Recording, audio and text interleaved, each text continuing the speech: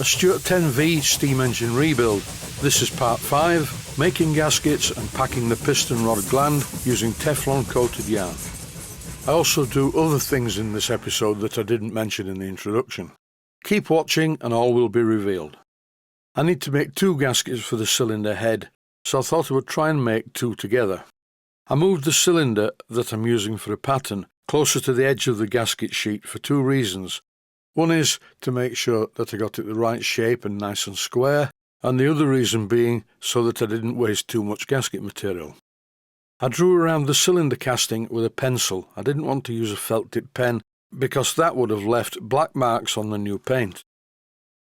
Because the pencil line is on the outside of the cylinder casting, both down the centre and around the edge, when I cut on the pencil line, the gasket will be oversized, but this isn't a problem, I can trim it later.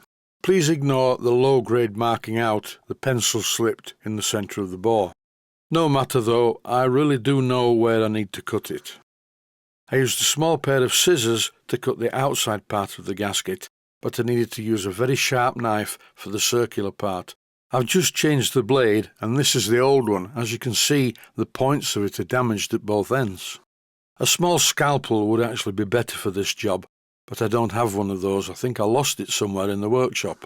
Usual health and safety warning: when using tools like this, be very careful because you don't want blood all over the bench. After cutting out the circular part in the centre of the gasket material, I'm using a drum sander to clean it up. Apart from my lathes and milling machine and drilling machine, I find this tool to be one of the most useful in the workshop. In both of my workshops, I have bench-mounted Proxxon motor tools, and I find them incredibly useful for simple jobs like this. Cutting and sanding gasket material can be problematic. In this clip you can see that it's left a raggy edge to the hole, and this is no good. I need to get rid of it. One way of cleaning up the edge is as shown here, but there is a much quicker and simpler way to do it. And now it's top tip time. To remove the raggy cut edge from the gasket, I'm just using a gas lighter. Sometimes I use a blowtorch, but that's a bit severe, even with my small Proxxon blowtorch. The small flame of the gas lighter removes the raggy edge immediately. The next job was to position the gasket on the casting itself, and in this instance I used the sharp point of a pencil to make holes in the gasket material where the holes in the casting are. And once again I used the very useful bench-mounted Proxxon motor tool to enlarge the holes. Because of the machining tolerances of this engine, I decided to enlarge the gasket holes so it wouldn't bind on anything. When building or rebuilding a model steam engine, it's important to get the tolerances correct. But in certain places, a bit of play is a good thing. Here is an alternative method to making the same type of gasket. I hold the gasket material on top of the casting and then tap around it gently using a ball peen hammer. And by gently, I do mean gently.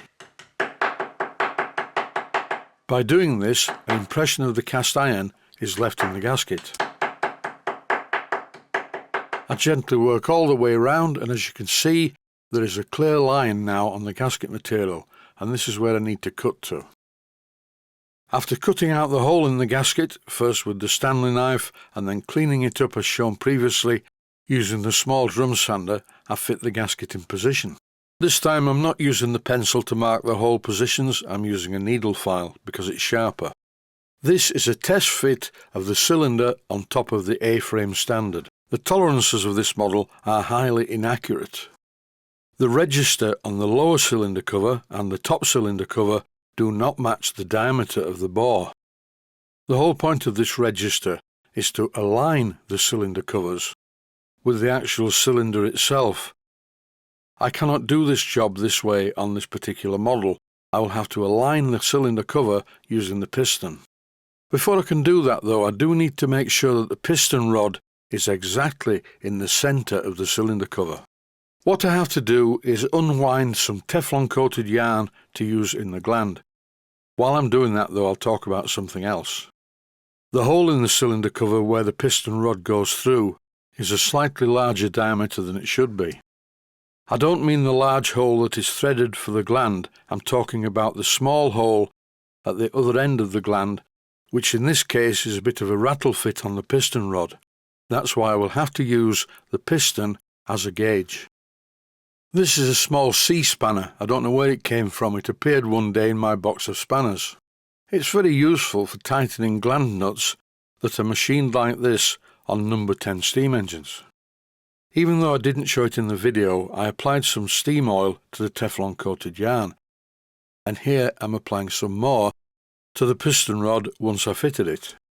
It's important at this stage to make sure that the gland isn't too slack and not too tight. Please feel free to imagine your own girlfriend joke at this point. With the piston in place in the cylinder, it's time to bolt the lower cylinder cover, complete with the gasket and the main cylinder casting, to the standard. I found a small socket very useful for positioning the bolts, but they had to be tightened properly using a spanner, as I'm showing here. Being very careful not to shear off the bolts. You need to have a touch like a midwife for some of these jobs. This is why I wasn't too bothered about the pencil marking outlines on the gasket being accurate. Here I'm cutting away the surplus. I'm going to paint the edges of the lower cylinder cover and the bolts underneath.